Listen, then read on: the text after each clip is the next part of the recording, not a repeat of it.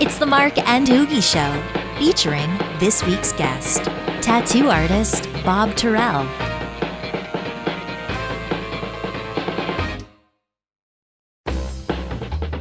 Hi, what's up? It is the Mark and HooGie Show. Thanks so much for tuning in. And Halloween is coming up. What are we? We're just over a week away from Halloween, I guess now. You got your costume planned out? What are you gonna wear? I think I'm gonna be Fat Thor. Now, luckily, like I was Fat Thor a couple years ago, but Fat Thor wasn't really a thing then. Now Fat Thor is actually a thing. So now I can just be like, yeah, I'm Fat Thor. And it's not like I'm only Fat Thor because I don't fit in the costume. It's like, no, I'm trying to be Fat Thor, even though, you know. Now here's my question. Does this make sense? Yeah. Are you gonna go trick or treating? Of course. I always do. Because, Nice. you know, there's still some of those people that will be like, oh, and daddy needs a treat too. Yes, I do. Yeah. Thank you. Or you get the really cool neighbors that are like, daddy needs a beer. Yes. Yes. Yes, I please. do. Yes, Yeah. I do. You got one? You got one for mommy? Right? I drink Moms before we get back to the house, though, unfortunately. So we got a cool guy on the show today. He's a close friend of yours, HooGie. His name is Bob TYRRELL. And this dude is an incredible tattoo artist from Detroit, Michigan, also spends time in LA and has done some incredible tattoos, and a big horror fan as well, which is another reason that we Not only that, have you seen the guy play guitar? I have, yes. Southpaw. He's left-handed, and he just just some of the people that he's gotten to play with is just amazing. So it's going to be a fun chat with him. It absolutely will be. All right, so that's coming up in just a couple minutes. The one, the only Bob TYRRELL joining us this week on the Mark and HooGie Show.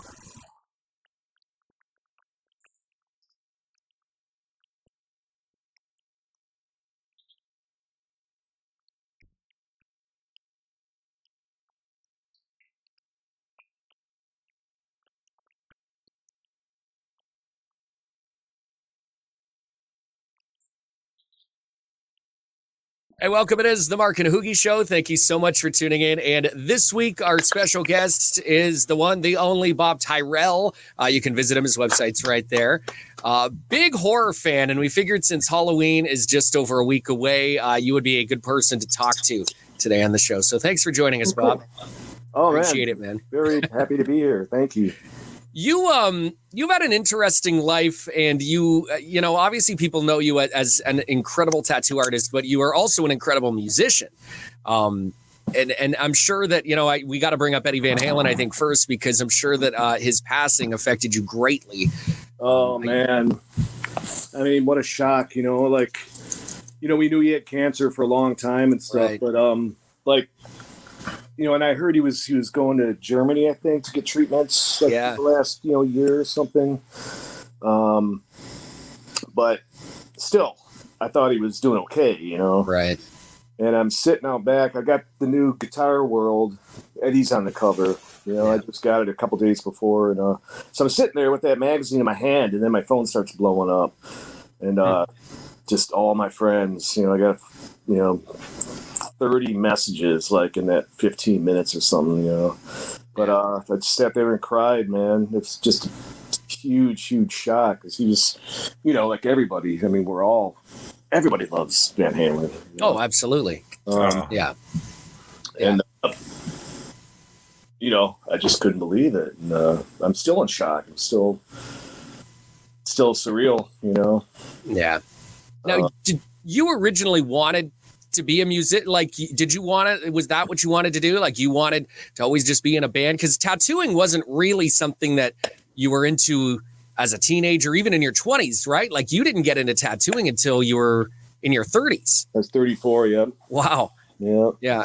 So some people would say that's a little late to the game, but clearly, you know, I don't think it really matters because now you're one of the best tattoo artists in the world. So, you know, but so what made you then get into it? You know, I wanted a tattoo since I was in high school, you know, and I had a friend in high school that very few people had tattoos in high school in the late 70s. The high school I went to and stuff, but I wanted one, and like all through my 20s, I would go into tattoo shops like every couple of years, you know, maybe a little more. But and I thought I had to pick something off the wall, you know. So every shop I went into, you need to get that mom tattoo that's up on the wall. You know what? I still want a mom tattoo. But so I thought I had to pick something off the wall, and like I never saw anything I liked, you know. So, and I didn't realize people could do custom work, and and I was going into all the little, you know, street shops here in Detroit and stuff, and I never went into the few good shops there were back then. I didn't know about them, you know. And so finally, I was turning 30 in a month, and I'm like, okay, this is ridiculous. You know, I got to get a tattoo before I turn 30, you know. Right. So I went and got one, like, you know, in October, you know, right before I turned 30. And I went to the worst shop in town, you know. I went to the closest shop to my house, you know, and it turned out later, I found out they were like, had a rep for being the worst shop in town. Oh my God. Before the days of Google where you could actually look at reviews and shit, right? Yeah. yeah, totally. This was 1991. So anyway, I'm going through their books looking for something, you know, and then I came across this drawing of Eddie from Iron Maiden, and it was just his face, and it was like a pencil drawing, you know, and it wasn't that good, but I'm like, oh, okay, shit, I'll get that, you know, that's the only thing I see that I like, you know? So the guy did it, and you know, it scabbed up real bad, and you know, just looked like shit, but I got you know, I had a tattoo, and I was thrilled, you know. I'm like, fuck yeah, I got a tattoo, you know. Yeah. So then I went back, and he fixed it, went over it again, and it still didn't heal that great. And Paul Booth later on, like my favorite tattooer in the world, I discovered him in a tattoo magazine, and he ended up redoing the Eddie and all the other. I had some little bit of work on my upper arms, and then Paul had done my left sleeve, and Mario Bart did my right sleeve, and covered up all the old crap I had got. Because the second tattoo I got, Eternal Tattoos opened their second shop 5 minutes from my house, and I'd heard of them. They were on the west side of Livonia, Michigan. So I went in, and the first kid I talked to, Shannon, who's turned out to be a killer artist, but he was 18, so I think he was just starting out, but he ended up tattooing both my upper arms, just stuff he drew, skulls and stuff. He was a great artist, you know. And the work wasn't bad at all, you know. But during that time when he was tattooing me, I discovered tattoo magazines, and I was like, oh my God, you know, like I had no idea people were doing that kind of work. And I saw an article about Paul Booth. He's from New Jersey at that time. His shop's been in New York City for 20 years. But wow. So I called, and I went out there. I got a full back piece by Paul in 2 days, and that was the first real tattoo, you know. And after that, it was, just going back to Paul. I was going to out of town artists and stuff. There's a lot of great artists in Detroit, but there are. I was going to mention that, like Detroit. I don't think people realize maybe until you move away from Detroit. Like Detroit's got Detroit and Windsor, I think, both have a lot of really good artists. Yeah, it's true, man. Windsor as well. Yeah. Detroit, but I got an apprenticeship. So actually, how I got started. Let me go back real quick. So that first tattoo got me back into drawing because I wanted to be an artist when I was a kid. My dad was an artist. It's the only job he ever had. And when I started playing guitar, that kind of took over. I'm like, fuck art. I want to rock, you know? Right. But then besides like high school art class and stuff, after high school, like I hadn't drawn anything really from 18 years old until 31. Oh, wow. And no, 30. Bit of a break. But yeah. And it's like riding a bike, I started drawing. I was drawing skulls and stuff, and it was easy, and I'm like, this is awesome, and I just started drawing every day for fun. I was still playing in a band at that time, and my ex-wife suggested taking an art class at a community college here, so I did Basic Drawing 1, and that just fucking changed my life. I learned so much in that one class. It was 2 nights a week after my day job. I made kitchen countertops for 15 years before I tattooed. Wow. So what were you doing then? Like, what was your day job at that time? Making kitchen countertops. Really? And I worked at the same shop for 15 years, from 19 to 34 years old. So I started drawing. I took that class, and I had so much fun. I took basic drawing 2 the next semester. Then I took a life drawing class, and I spent about like 3 years just drawing and for fun, And I was doing big black and gray charcoal portraits and stuff. All the old horror, black and white, Universal monsters and stuff. And so I was thinking about tattooing, and it seemed kind of like a little out of my grasp for some reason. I didn't know if I could do it, Yeah. Just, I don't know, a little intimidated, just didn't know if I was good enough or whatever, But so finally, I had 2 full sleeves, a full back piece, I was hooked on getting tattooed.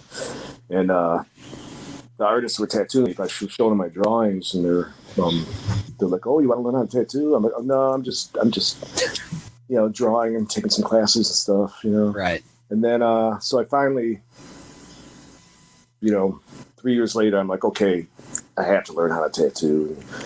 And I got an apprenticeship at Eternal. And at that time, it was a quick 3-month apprenticeship, and they put me to work full time and quit my job. And the first week tattooing was in the summertime, which was, the shops were booming back then in Detroit, 1997. And so the first week I made twice as much as I made after working 15 years in a counter shop factory. So wow.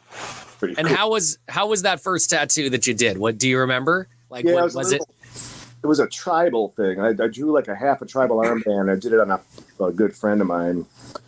So it was that's really where I picked it up, that very first one. So I figured out how to get lines in and how to pack black. It was just solid black tribal. And then my second one, I did 6 tattoos before I started tattooing. Did 1 a week. So the second one was a tribal sun. The third one was solid black Old English lettering. And then the fourth one was a black and gray skull. These are all friends of mine or people I worked with. Gotcha. And so the skull, I could pick up black and gray instantly. And it was, that's the one thing I picked up like instantly. I think it's because I did so many charcoal drawings and stuff. It just had that sense of value, black and white value. And it just seemed, it was pretty easy to translate that into tattooing. But outlining took more time to really get down. Color blending and stuff took a little more time, which I don't do color anymore. But I did a lot of color my first couple of years. But yeah, so like why the decision to just not even do color then anymore? Is that just you were just like, I don't enjoy it, or do you just you know what I mean? Like, at what point were you like, I'm not going to do color anymore? Well, before I even started the apprenticeship, I knew I wanted to eventually kind of gravitate towards black and gray, like, Paul Booth style horror, custom horror stuff, and then Tom Renshaw style photorealism, portraits and stuff. And when I apprenticed, Tom Renshaw was working in the shop in Livonia, and he was the best black and gray portrait tattooer in the world.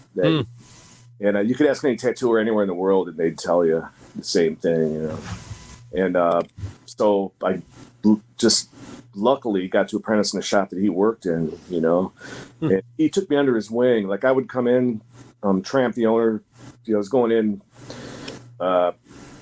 3 hours a night after my day job, Monday through Friday, and tramp the owner said, just come in and hang out and watch the guys work. Nice. And ask questions, and just observe and stuff. So whenever Tom was working, and he was doing a portrait, something cool, I'd sit there the whole night and just watch him.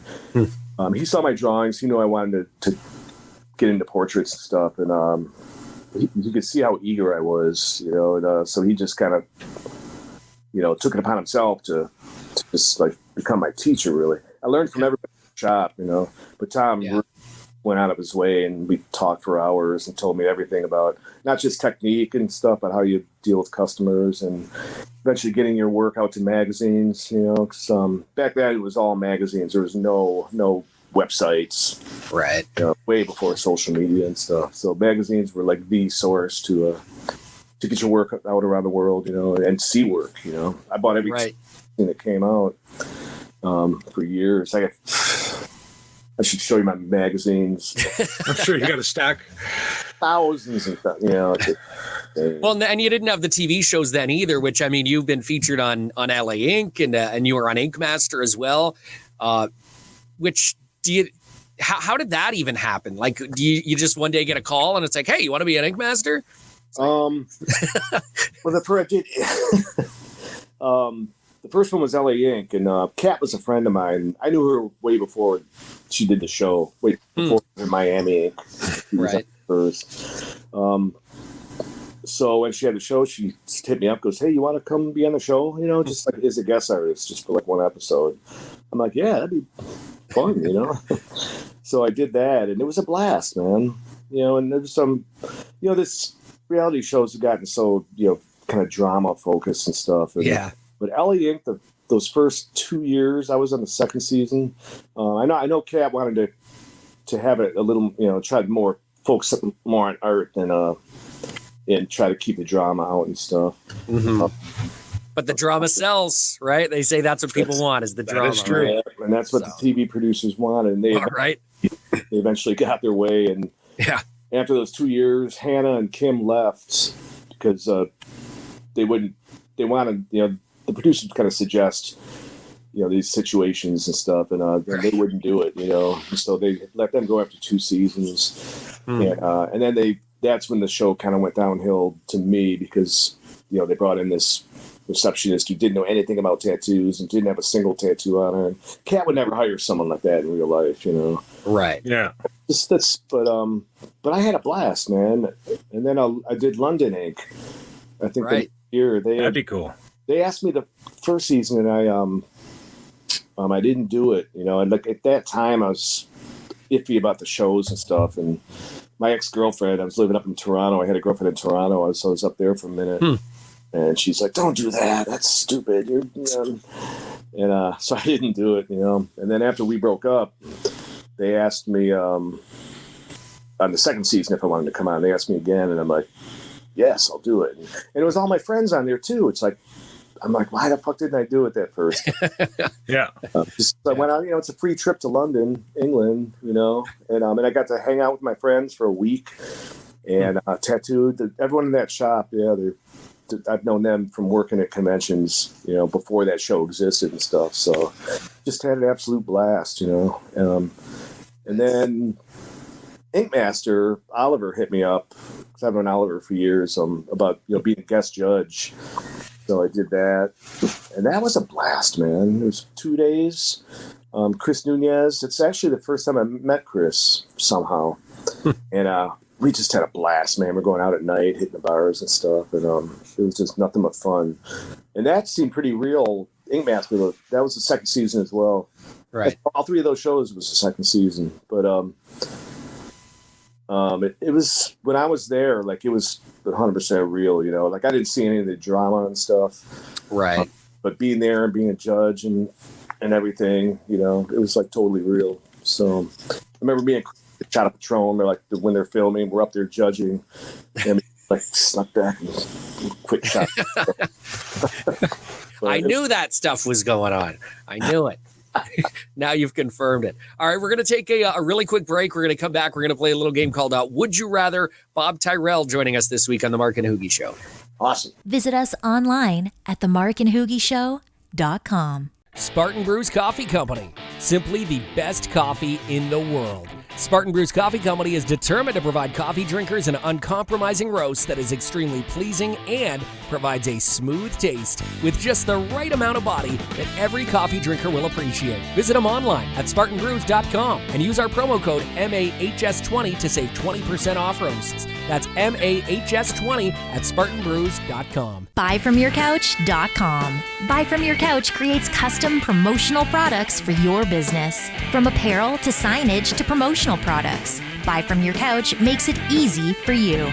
Ask us about our washable, fashionable, and logoed masks. Visit us online at BuyFromYourCouch.com. Trupura CBD, a new CBD brand from the creators of Incredibles. Love yourself and enhance your wellness with trustworthy CBD products by Trupura. Use our promo code MH15 at checkout and save 15% on your order at trupura.com. That's promo code MH15 at checkout over at trupura.com. Bestronix Pro Audio, providing high-end and durable audio cables for the professional musician. All cables are custom made to order and manufactured right in the USA using premium components. Check out our custom pedal board and rack builds. Visit best-tronics.com. And don't forget to follow us on our socials. Homegrown Boone's Bourbon, founded by American singer-songwriter Tyler Boone from the Striped Pig Distillery in Charleston, South Carolina. It's 117% proof, 75% corn, 21% rye, and 4% barley. True American-made bourbon, aged in brand new American white oak charred barrels. Order a bottle online today. DrinkBoonesBourbon.com. Will soon be available in Edmonton, Canada, and in Europe. Would You Rather is brought to you by Spartan Brews Coffee Company. Visit them online at SpartanBrews.com and make sure to use promo code MAHS20 to save 20% off all roasts. That's promo code MAHS20 to save 20% off all. Hey, welcome back to the Mark and HooGie Show. Welcome to Spartan Brews Presents Would You Rather. Use our code MAHS20 to save 20%. So we got Bob Tyrrell on this Would You Rather. Bob, we're going to give you an option. Question with two options, and let us know which direction you'd like to go. Bob, would you rather wake up in the middle of the night to Pennywise or Chucky? Oh, definitely Chucky. Yeah? Yeah. More into the Chucky? I'd be more worried about Pennywise than Chucky. Chucky just fucking kick real hard against the wall. Right. You take him out? I'd take Chucky out, yeah. All right.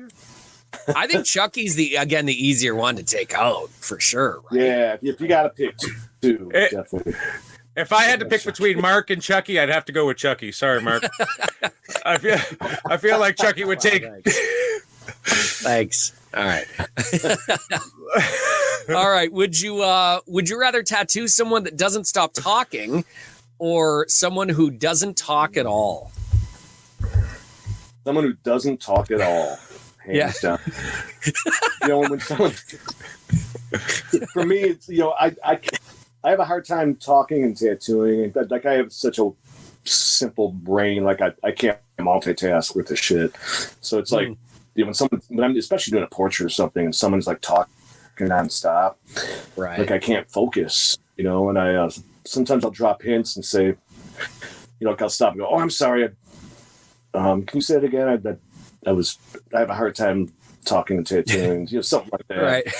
And then some people just keep on talking anyway, and I hate to be a dick and say anything like, "Hey man, can you stop talking?" But it's happened like maybe twice in my career, But that's when it's just over the top, and I can't work. We'll never finish a tattoo, so I just explain it, and they totally understand, and stuff. Right.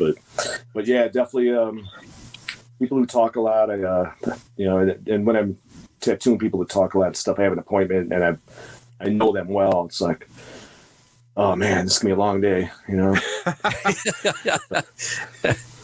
I hope no one's listening who talks a lot. Right. Just stop talking. No. Alrighty. So would you rather get a tattoo designed by a complete stranger or get a tattoo designed by your high school gym teacher? A complete stranger, for sure. A high school gym teacher. I don't remember. He was cool. Yeah. But he wasn't an artist, so I'd rather go with somebody who might be able to draw a little bit. Alrighty. Right. These are easy. Would you? Easy questions. Yeah, I was gonna say these ones seem a little easier maybe today. We didn't go way out there. So, would you rather only do conventions or only work in a shop? You can only choose one or the other. That's a tough. Yeah.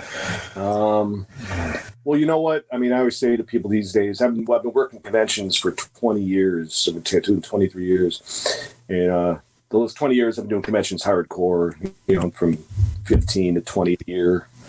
The last couple of years, I've been trying to cut back because I've been complaining to my friends. They always say this, I'm like, man, I'm trying to cut back. They're like, you've been saying that for 10 years now. And so, but the last couple of years, I think I did 12 last year, and the year before, I think I did it might have been 8 or something. And I think I had to cancel a couple for some reason, but I couldn't believe it. I did under 10, and this year was gearing up in February. I had already done in February. By March 1st, I had done 3 conventions already, and I had a lot planned. So I'm like, well, it's going to be over 12 again this year. And I used to love working at conventions. Like those first few years, I absolutely loved it, just being in a big room full of all these amazing artists, But over the years, it got harder with, just you get to know everybody and stuff. And then you got more people, might know who you are, they're getting tattoos and stuff. And so you're talking to everybody, Right. I go on a convention floor and It's like going to a NAMM show. Yeah, it is on a smaller scale, but it's a lot like NAMM, where you a zillion people and stuff, and so it's just the last few years I've been just stressing out trying to tattoo because I'll start 3 hours later than I wanted to, because you're just, when people see you're not working, everyone comes up and wants to talk and stuff. Yeah. And you end up just trying to set up and not being able to, man. And you gotta talk to people, Yeah. I'm gonna be, sorry, man, I gotta do this tattoo. Come back later. Can't do that. Alrighty. So anyway, I guess I would, to answer that question, at this point in my career, I think I'd rather just work from a shop. Yeah. Can I still go to conventions and not work? In the question, can I just work at the shop only? Can I go to a convention and just hang out? Work only in the shop and just go to the convention to mingle. And is that fair then? I've never been to one, and you invited me out to that one in Detroit at the beginning of the year. I regret not going, so especially now after being locked up all this time. Especially now, 2 weeks later, man. I know. Yeah. Alrighty. So next, would you rather, this might be a little tough one for you. Would you rather only be able to play guitar or only be able to tattoo the rest of your life? If you had to give up one. Oh my God. Well, guitar doesn't hurt my back and make me all googly eyed and drain my brain, and but I can't make any money playing guitar, Right. So I guess I'd have to find a real job and play guitar. I couldn't quit playing guitar, man. I was doing that way longer than I've been tattooing, and music's the most important thing in my life, and tattooing is a close second. Wow. If you ask me this, when I was tattooing for 8 years, I might choose tattooing because I was right in the fucking middle of, that was a great time, and all the traveling, conventions and tattooing. And now it's it's getting harder. I'll be 58 next month. And, it's harder on my back, my eyes, it's just getting harder on everything. And I have no money in the bank or nothing, I always say my life savings is, homeless in Hawaii. Either that or I got to sell all my guitars, I have 35 guitars. But that, when I think about it, it's that might get me through a year of living how I live. Okay, I'll play guitar. All righty. All right. I'll choose guitar. Thanks, guys. All right, we got an answer. Guitar. All right, this one, you may have already answered it, but would you rather, would you rather live full time in Detroit and you can never go back to LA, or live in LA full time and never be able to go back to Detroit? I'd definitely rather just stay in Detroit. If I had to, even with the home. winters. And it's don't remind me, bro. It's fucking cold out there today. And this be my first full winter not spending time in LA. So Really? I'm going to go back. I'm going to go back this winter sometime. I'm going to go back like a week or something. You know, whenever I do go back, just be a week or 10 days at a time. But yeah, Detroit's home. I'm born and raised here, and I love Detroit. You know, and this summer, HooGie, was fucking amazing, huh? You know, It was beautiful this summer. I enjoyed being home with the kids. I had a good time there for sure. One of the positives of having all this time off. It would have been nice if we could have done more. You know, went to a Tigers game. I know. You know, do something, but yeah. See an outdoor concert. You know, and this is a perfect summer for fucking Pine Knob and Freedom Hill and all that stuff. Seriously, all those festivals. Yeah, I know. For once, yeah. But all right, so you're choosing Detroit then. Detroit it is.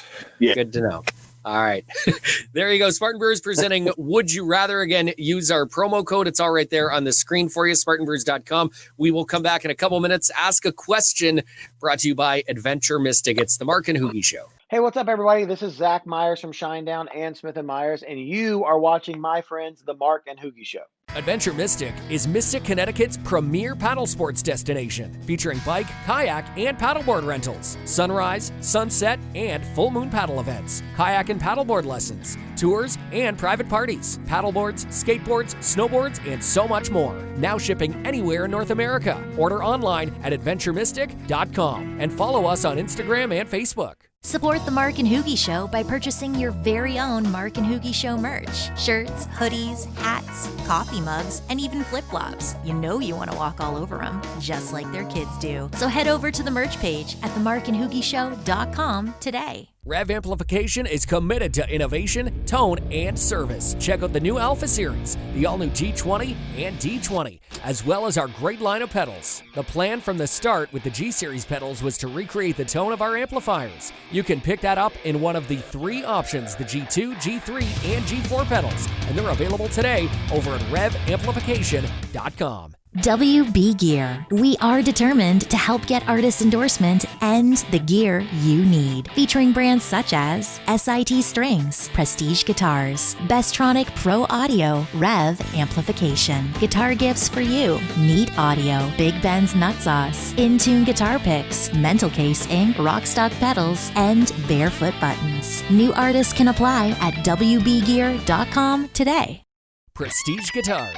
We manufacture both solid and semi-hollow body electric guitars, bass guitars, and acoustics, using only the top components. Whether you're on stage, in the studio, or at home, Prestige Guitars will ensure that you sound, feel, and look the best each and every time you pick it up. Check out our new custom shop online at prestigeguitars.com. Ask a Question is brought to you by Adventure Mystic.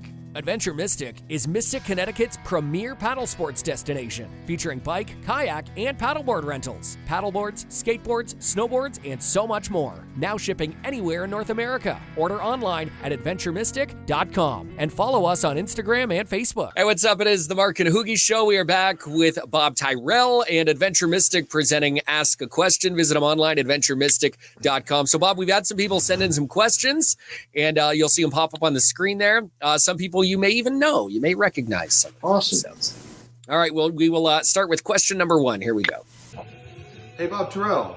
My name is Cody, and I want to know, what is one of the most craziest experiences you've had tattooing someone, and what is it? Crazy experiences? Yeah. You know, people ask me that a lot, and a lot of clients when I'm tattooing ask me that, and I can never think of anything. Even in Detroit. I'm sure you. Well, I can. There's one that comes to mind as far as, you know, clients that pass out and stuff. Like, so I was tattooing this kid. I was tattooing. It was my first year, and I was tattooing in at Eternal Tattoos, a shop down in Taylor, Michigan. Mm-hmm. And I was tattooing this young kid. He was 18, and I was tattooing him, and then he said he said he wasn't feeling good. He was getting lightheaded. I'm like, oh, okay, cool. You know, so I stopped, and don't let him get up, because people want to get up right away and then they pass out and fall down. So he got up, so I kept him there for a minute and waited till he started feeling better. You know, so he said he was feeling better. Usually I have people like go and, you know, get a Coke or a Snickers bar or something. You get some sugar back in. Yeah. Got some blood sugar levels, but we didn't have anything there, so I just kind of waited it out for a minute. So when he said he was feeling good, he got up. He wanted to use the bathroom, so he got up, and I followed him to the bathroom just in case he passed out, and he did. Like, we got almost to the bathroom door and fell, and I was right behind him. I caught him, and laid him down, and then when he woke up, I had him sit down again, and then I let him go to the bathroom finally. So he finally got into the bathroom. He was in there a long time, and finally I go, knock on the door. Hey man, you okay? He's like, yeah. So I went back to the room. So he came back, sat down, said he was feeling good again, started tattooing again. And while I'm tattooing, he had white Converse All-Stars on. So I'm tattooing, I look down and I see all this orange stuff on his shoes.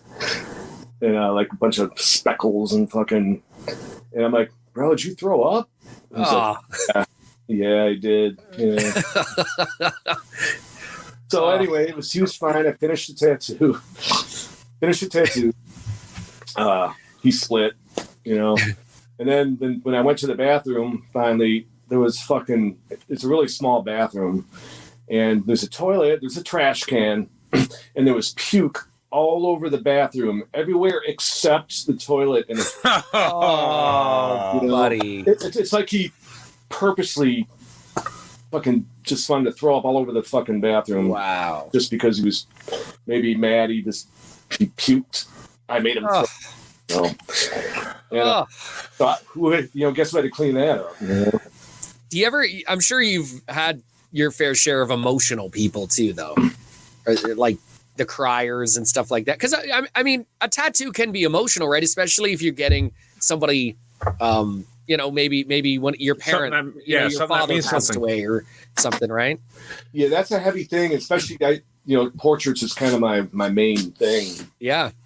So you get a lot of that. It's those are portraits of loved ones who had passed away. Those are, like, to me, the most important tattoos you can do. Yeah. So it's really puts a lot of pressure on me. Right, for sure. I mean, always try to do my absolute best, every single tattoo I've ever done. Mm-hmm. But with that, you really man, I really gotta make sure it looks like their kid, their parent. Right. Yeah. But it's hard, and listening to people tell the stories, maybe it might be their kid that got in a car accident, or something, or cancer, somebody's wife or died of cancer or something like that. Yeah. Heavy, and I remember one time I tattooed this dude and his daughter got killed in a car crash. I think it was right after she got married. She was young. So I was doing a portrait of her on her wedding day, and she's a beautiful young girl, and he's talking about her and stuff while I'm tattooing and stuff. And as I was in the middle of the tattoo, when I started to see her start to come to life, and it's starting to look like her in the tattoo and stuff. And I'm sitting there and, I almost fucking cried, And that's the one time I remember where I really kind of got teary-eyed while I was tattooing, right in the middle of it. But it's pretty heavy, But I feel like I'm really grateful I can do that for somebody and give them a tattoo that they're going to wear on the rest of their life, and they'll have their loved one on them for the rest of their life, and to be able to do that is a really cool feeling, lightly, I try to really, really do my best. Yeah. Well, that you do. Thanks. All right. Let's go to our next question right now. Hey, lads. Hey, Bob. Got two questions for you. One is, what was your most challenging tattoo for you? And what was your most challenging guitar solo you had to learn? Because I know you're an awesome guitar player, and I miss jamming with you, brother. All right, let me know. One of them was last night, actually. I did my very first Eddie Van Halen tattoo. Wow. Wow. And so it's upper body. It's from the first year He's got the black and white striped guitar, the young Eddie. So, but it was on a friend of mine. I did a zillion tattoos on.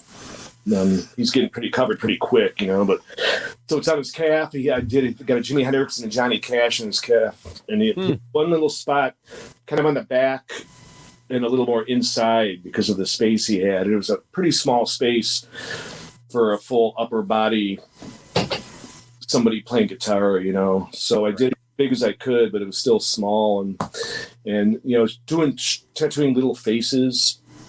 I have a hard time with it. Some people are really good at it, but I need a palm-sized face to be able to really get the detail you want to get and everything. And then tattooing guitars, I play guitar and I fucking hate tattooing guitars. It's the hardest thing to tattoo, man. Yeah. And, usually every one, the strings can't be perfectly straight, Yeah. It's just impossible. Some of the ones I've done, the strings are like almost good. Some are better than others for sure. And it depends on where it's on the body and stuff, and if the person's moving around a little bit or whatever.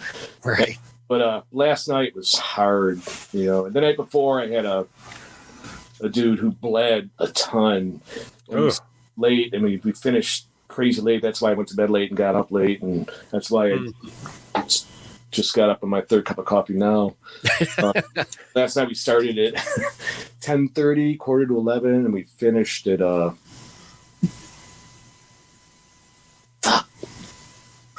finished at 10 o'clock in the morning. Oh, we had about an hour and a half worth of breaks. So the tattoo took about, I think, every 10 and a half hours. But wow. It's just calves kind of kill my back, and because you got to kind of hunch over sometimes and lean forward at the same time, and so it was just hard, man. And doing the body of the guitar and trying to do the little Floyd Rose on it, I just did something that looked, it looked.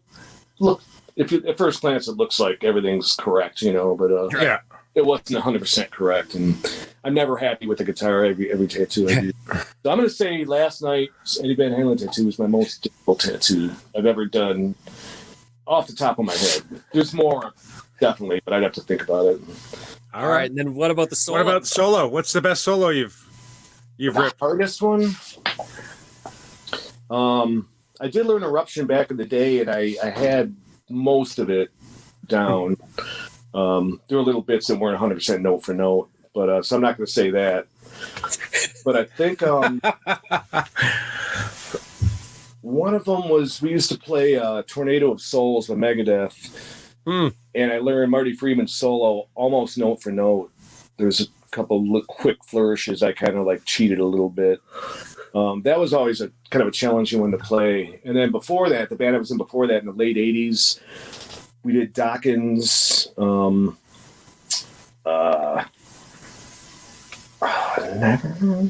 It's off on the Lock and Key. Both of them were. We did, my brain's still not awake. But anyway, there's 2 songs on Dawkins Under Lock and Key album that we did, and both those solos were pretty difficult. And I got them, real close. I don't think anything I did back in those days, those super hard solos, I never got them 100% note for note. But I got them where they, if you heard it, you'd think maybe it was almost note for note. So, but I'm going to say, I guess if I got to pick one, I'll say Tornado of Souls. All righty. One that I really wanted to get it as close to note for note as right. That's the one. All right, let's go to our next question. What's up, HooGie? What's up, Bob Tyrrell? What's going on? Garrett Whitlock here. Mr. Tyrrell, huge fan of your artwork, huge fan of your tattooing. My question for you is 2-part. Who's your favorite guitar player, and who's your favorite band? Y'all keep up the good work. Thank you, bro. I appreciate that, man. Well, these 2 questions I always say, Jimi Hendrix, my favorite guitarist. Okay. I grew up, I saw Led Zeppelin in 77 and stuff, but I was just a little too young to see Jimi Hendrix. I didn't start going to shows till 75. Right. But I never got to see him. But I grew up, Jimmy, I first heard him and stuff, and like we all, high school in the 70s, everyone's into Hendrix and Robin Trower and Kiss and Deep Purple and, everybody. Led Zeppelin were my favorite band at the time.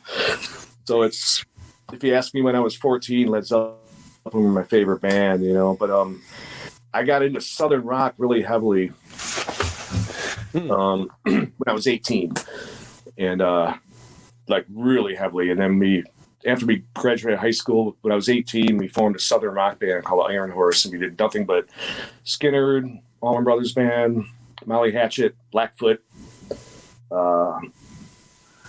Outlaws, all that stuff. Did like 6 songs of each band, we played this one bar on the east side of Detroit for a year, every single weekend for a year, except like Christmas. And we did, those are good times back then. But I since I was 18 and became a Southern rock fanatic, it's always been real close to my heart, and I'm just a huge Southern rock fanatic. So if you ask who my favorite band is, and you put a gun to my head and I can only name one band, I guess it's got to be Lynyrd Skynyrd. Nice. But, I need a top 10 absolute number one favorite band. It's also Deep Purple, Kiss, Van Halen. It's mostly, I had to go with the 70s stuff because that was like what I really grew up on. Black Sabbath, without a doubt. Yeah. Like Ozzy Sabbath, Dio Sabbath? Like, do you have both up there? It's definitely Ozzy Sabbath because that's the stuff I grew up on. Right. And I was, but then when Heaven and Hell came out with Dio, that's definitely one of my favorite Sabbath albums, and it's a whole Sabbath, Yeah. I just got to go with the Ozzy stuff because that was the real Black Sabbath, but for sure. Dio is like my favorite, hard rock heavy metal singer. Yeah. My absolute favorite. Halford would be probably a close second. Freddie Mercury's almost my favorite singer in general. That's a tough one. It's with favorite. It's hard to, besides guitar, because I could say Van Halen. But also like Gary Moore. Sometimes I feel like Gary Moore is my favorite guitarist of all time. Sometimes in the 80s for a while, Michael Schenker was my favorite guitarist.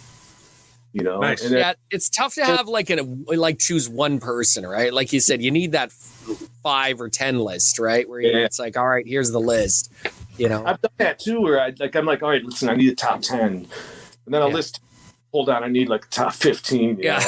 Right.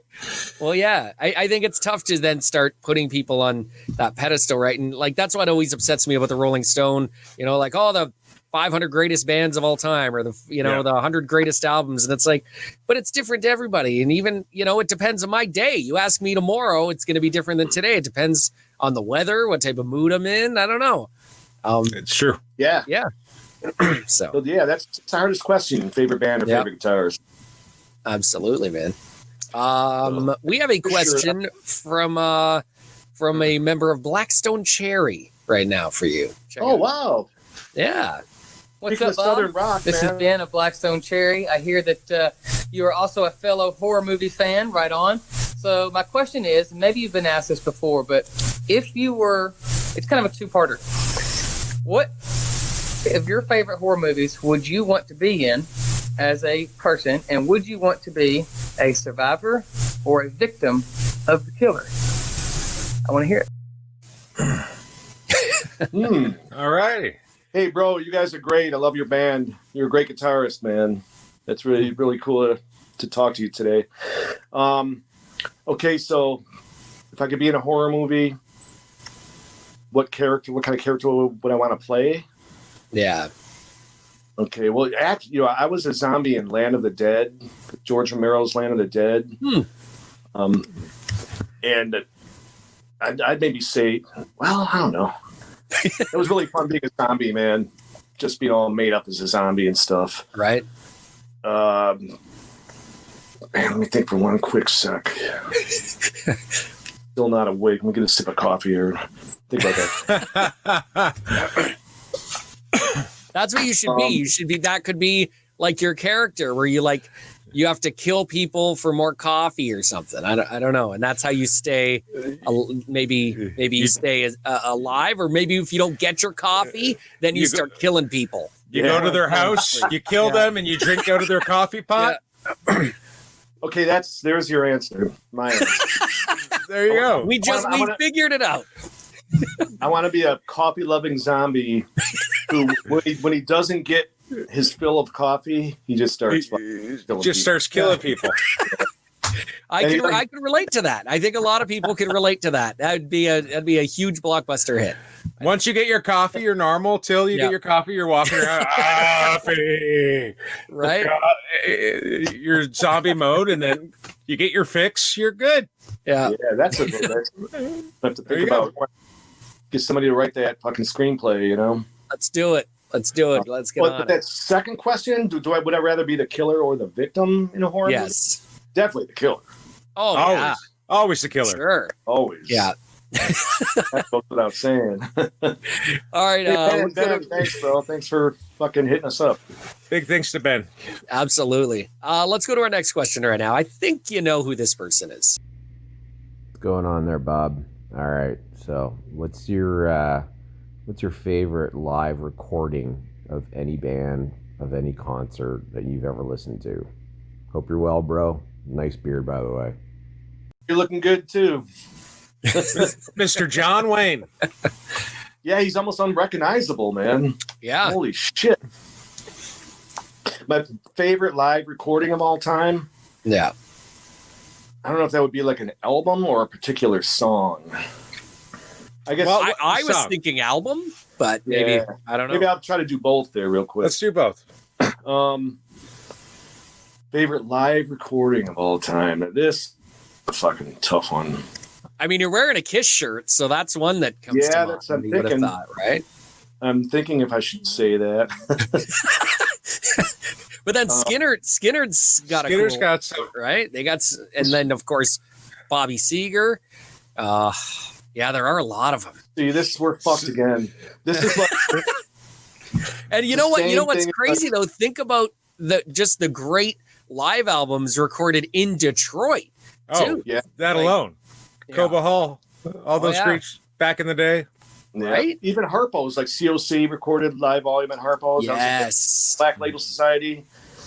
Booth, Bruce, that's right. Broken Bone. That was at that show. That was so fucking hot in there. There was no AC. It was in September, but it's Zach says they ran out of beer. Like I don't remember them running out of beer. The DVDs, probably because of him. Yeah. For real, man. Right? That was back in his drinking days. Yeah.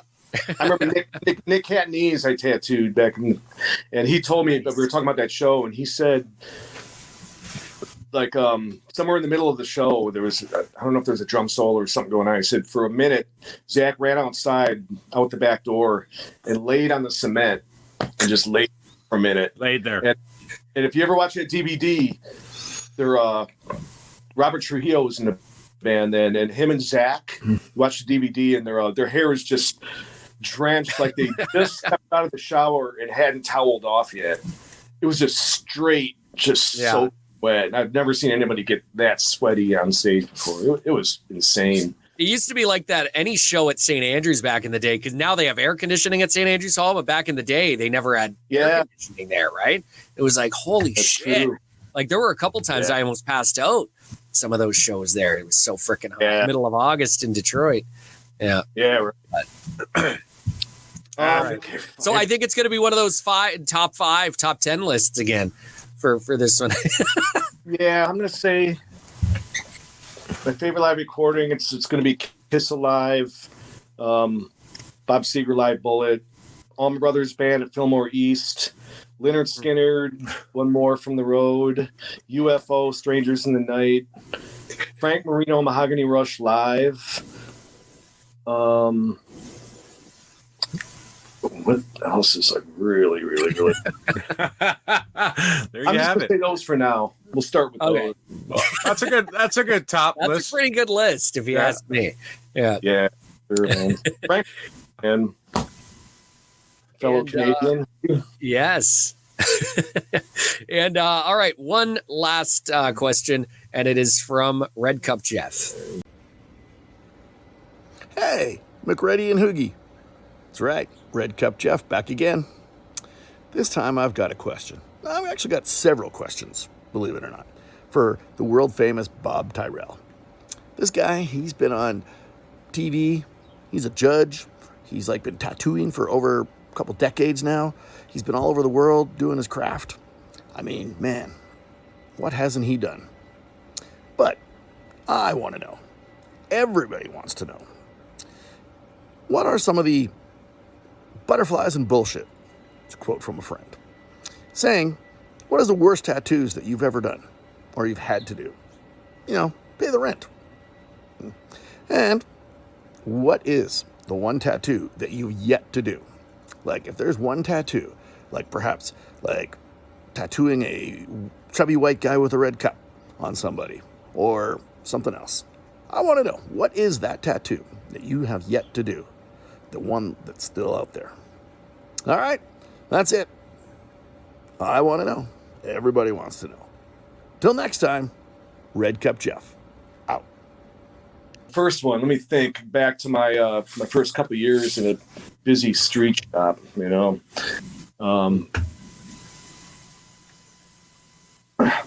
Well, there was one. Conspiracy theories.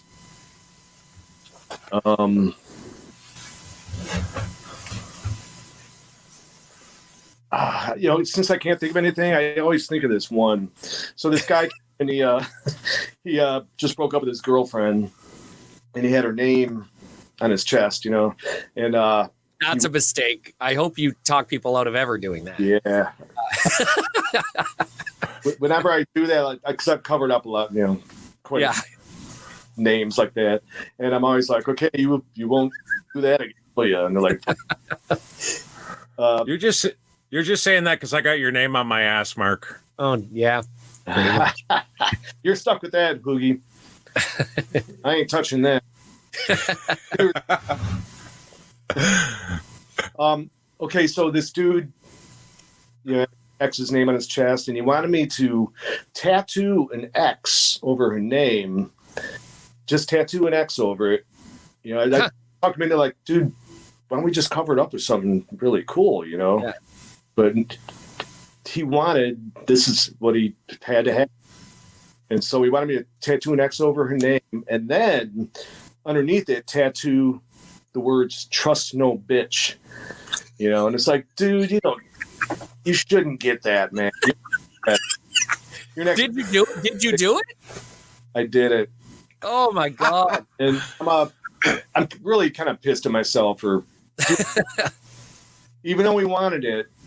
Yeah, it's just now, like, even if I was doing like little walk-in anythings in a shop now, or right after that, I'm kind of like, I'll never do that again. You know, that was shouldn't have done it. And he wanted me to do it in like shitty letters, kind of just fucking, you know. And it was the worst amazing in the world, you know. It was horrible. Like, now I'm thinking back, I would, hey, don't tell anybody I did this, bro. You know. Oh yeah, for sure, man. Because it looked like. So now we got to find this guy. We got to see, like, does he still have that, or did he? Or we got to cover it up. Yeah, finally get it covered up. Realize that was a bad idea. Right. I hope he got it covered up, man. And then, the other one was the one you still haven't done that yet. Is there a tattoo out there you still want to do, maybe, but have yet to do? People ask me this all the time too, and I've done so many cool.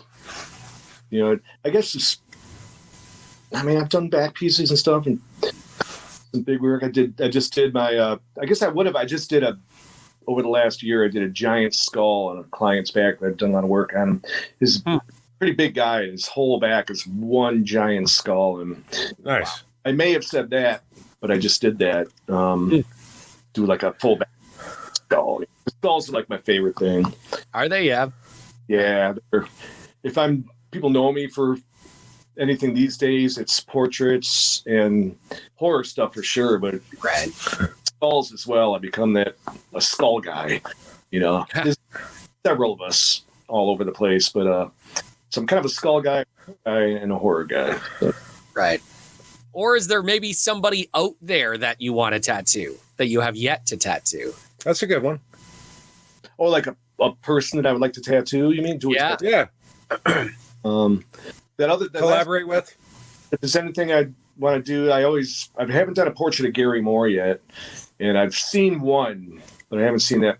And that's it. So, like, I would love to do a portrait of Gary Moore on somebody. Nice. Okay. Up there with stuff like off the top of my head that I want to do. Nice. Person, J-Lo, you know. well, yeah. Yeah. Yeah. Yeah, that would be all right, I think. Or Tony Iommi, perhaps. That'd be cool. Or maybe I should go with somebody younger because I was going to say this. The skin, right? Like, is it tough tattooing older people? Probably, right? Usually it's, sometimes it's okay. Or they can be really, really flabby and soft skin. That's really hard enough. Or the skin, it's a little more brittle. Like it's more fragile. It's, okay. Working it, and it turned like with black and gray. I remember I tattooed a 74-year-old man once. It was his very first tattoo. It was a portrait of his granddaughter, a baby portrait, and I remember his skin was weird. It got like a purplish red. You know, when you tattoo the skin, if they have bad skin, it can get really red. You know, right? Yeah, like a maroon, maybe kind of red. You know, and it was a little tougher to change. Right. But, So okay, not Tony Iommi, man. Be a guitar player, so I guess it'd have to be, let's see, Gary Rossington from Skinner, but he's up in that age bracket now. Zach Wilde, maybe. Zach, I would love to tattoo. That would be. I would love to be fun. Sit there and have a day of fucking fun listening to this Zach stories. I don't have to say a word. I can just listen to Zach talk all day. He's the funniest dude, man. I fucking love Absolutely. Him. Yeah. Sure is. That would just be the funnest day. What? Right. Here's my question for you. What is one tattoo that sticks out in your mind that you like, that you didn't do, that you refused to do? They brought it to you and you're like, hell no. Well, I remember a kid came in and he wanted a white power across his whole upper back, you know, and I never did racist stuff. Okay. Yeah. No, that's a bad decision. That's a bad decision. Down the road, they got to get it laser up or. Other than that, I tattoo a cock and balls on somebody. I always when they ask, someone says, you know, "What do you want to get? Do whatever you want," which usually means, you know, some kind of horror thing. Right. Like, cool. How about a cock and balls? Like that. And it's, you said anything, you know. But I would tattoo a cock and balls on somebody. So what wouldn't I? I'll stick with the racist stuff because that's all right. That stuff I just wouldn't do, you know. Absolutely. Well, there you have go. What? All right, there you go. Adventure Mystic presenting Ask a Question. AdventureMystic.com. Check them out. All right, man. We're gonna take another quick break. We'll come back and we'll wrap up with Bob Tyrrell here on the Mark and HooGie Show. Visit us online at themarkandhoogieshow.com. Guitar gifts for you. A personalized guitar strap. They're embroidered, affordable, and professional looking for that electric, acoustic, classical, or even bass guitar player. All guitar straps sold are genuine Levy's products. And they're all fully adjustable. GuitarGiftsForYou.com. That's guitargifts, the number 4, the letter U.com. The meanest beard products in the world. HooGie here, and I gotta tell you, I've been utilizing the meanest beard product in the world for some time right now. It's helped my beard come in full, luscious, and, well, what more can I say? Save 15% using the meanest beard discount code MB15MH. Find us on the web at meanbeardco.com. SIT Strings is celebrating 40 years. We believe that great tone starts with great strings. Manufactured in Akron, Ohio, we're a small but mighty company made up of guitar players, bass players, fathers, mothers, brothers, sisters, country music fans, metalheads, 80s rockers, and even the occasional jam band guy. Visit us online at sitstrings.com. Support the Mark and HooGie Show by purchasing your very own Mark and HooGie Show merch. Shirts, hoodies, hats, coffee mugs, and even flip-flops. You know you want to walk all over them, just like their kids do. So head over to the merch page at themarkandhoogieshow.com today. DeanBlundell.com is Canada's premier blog and podcast network. Our unique group of broadcasters, athletes, writers, and production specialists cover platforms that range from music, sports, radio and television, marketing, self-help, and even comedy. 11 podcasts, over 20 bloggers. Pure content madness. Check it out for yourself at DeanBlundell.com. Hey everybody, this is Todd Dammit Kearns from Slash featuring Miles Kennedy and the Conspirators, Took, The Age of Electric, and a whole mess of other things. You are watching The Mark and HooGie Show. Hey, what's up? It is The Mark and HooGie Show, and we are back with Bob Tyrrell. Visit him online, bobtyrrell.com. You're pretty active on your socials as well. I know your Instagram, you're posting a couple times a day sometimes. It's pretty good stuff up there. So, yeah, Instagram's my favorite thing. Yeah. Facebook too, but and Twitter. I used to do it all through Instagram, just right. all three, but now for some reason Facebook it's not doing it, so I got to do that separately. So yeah, but Instagram is my main thing. Have you ever thought of doing, because you're into the music and obviously the tattooing, like have you ever thought of doing your own TV show? Because you've been on some shows in the past, like why not like Bob Tyrrell TV show, where you can kind of delve into the horror stuff and you can kind of you could do a lot, and then the music and the tattooing and everything. Man, I would love to do it if it was all real, and right. No drama, zero drama, just be like a real life, maybe travel around, and maybe interview people, go interview other tattooers and musicians and stuff, and kind of like Sammy Hagar was doing that traveling. Yeah. Well, so maybe we just came up with a great idea then. Your own podcast or show. That'd be a blast. Anybody wants to, kickstart it or something? Hey, I know somebody who can. Me and HooGie can help you get it up and running. We'll get you ready to bring us with you wherever you go. Wouldn't that be fun, man? That would be a blast. Just go traveling, get out there for a week or two at a time or something. Or interview these people. Have some fun with it. Let's mix some food in there too. You always need some good crazy food items, right? Definitely. So we'll get coffee as well. We'll get some coffee involved. A little bit of Jack Daniels and tequila, Yeah. Well, we actually have a bourbon sponsor, so we got to go with Boone's Bourbon. Boone's Bourbon. There you go. Sweet. If you're a bourbon guy, I should connect you to Boone's Bourbon. Yeah, I'm a bourbon guy. I like any good tequila. And really, nice. Jack Daniels has been my go-to for 40 plus years. Wow. Well, if Boone's Bourbon is watching, send Bob a bottle. Yes, and get him to change. Yeah, I would love to try it out. Sure. All right. Well, if people want to visit you again, bobtyrrell.com, follow him on his socials as well. Once this border reopens, man, I want to come visit you. I want to get tattooed by the legendary. We both Bob are. But what's the wait list? You got like a year wait list, 2 year wait list, something, or can you maybe sneak us in? I got time. Skip the line. During this whole lockdown, I stopped booking appointments. Yeah. For 3 months, really. And when the shops opened up in June, that's when I started actually, getting back to people and setting up appointments. But I've been so casual this summer since I got rid of that, $2,000 a month apartment and stuff. But I'm not. I can take a little more time off. And it's so nice. Like I can sit under my deck and drink coffee all day and read magazines. And that's my favorite thing to do, and I did that a lot this summer, and I was actually watching the weather and stuff. I'm like, okay, it's just like next week, looks like no rain, sunny, and I'm like, I'm gonna take that week off, Yeah. I booked just enough people, to pay my bills and stuff. Yeah.